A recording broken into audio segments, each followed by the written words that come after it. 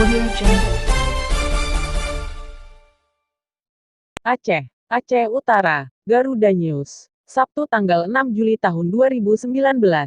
Seekor gajah betina ditemukan mati di Dusun Mira Istimewa, Desa Sereke, Kecamatan Langkahan. Bangkai gajah yang tinggal kerangkanya ini diduga kestrum arus listrik sekitar sebulan lalu. Ironisnya sebagian kerangka sudah tertimbun tanah. Jam 8 lebih kurang baru kami mengetahui, kebetulan kami lewat ke ladang. Di jalan lintas ke ladang kami kan ada tali listrik. Jadi kebetulan tali listrik sudah agak melorot sebahagian.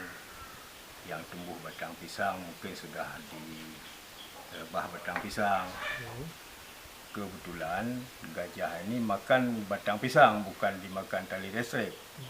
Jadi kebetulan arus tali listrik ini masih ada api, sehingga waktu dimakan ini terkunyahlah tali listrik, sehingga kontak. Warga tidak berani melaporkan kepada pihak terkait perihal kematian gajah. Kami masyarakat kampung merasa takut dan sebagainya, sehingga nanti kalau kami lapor nanti dituduh kami membunuh. Sementara kami di sini pun kami buat peraturan, jangankan misalnya mau membunuh, meracuni dan menembak dan segala macam lain, menjerat sekalipun, kami membuat peraturan di sini.